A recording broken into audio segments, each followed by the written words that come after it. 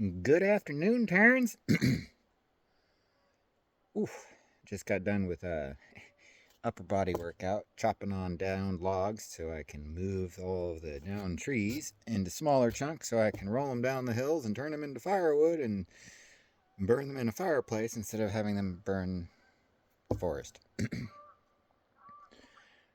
joys of living in the mountains of Central Oregon is that's my version of going and doing upper body weights, taking an axe and chopping, picking up logs, moving.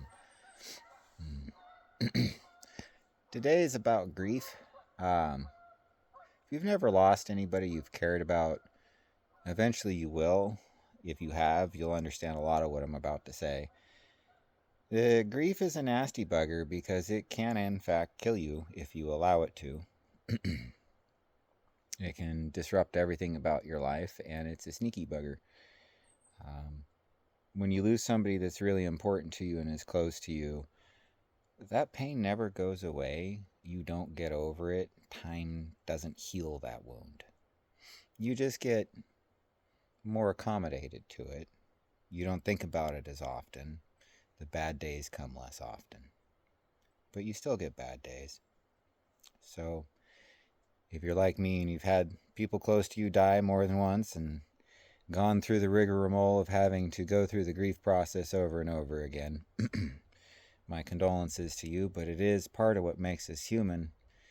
And I personally have found, as painful as it is, it's the only really way to celebrate my lost loved ones is to go through the grief process, to do honor by them.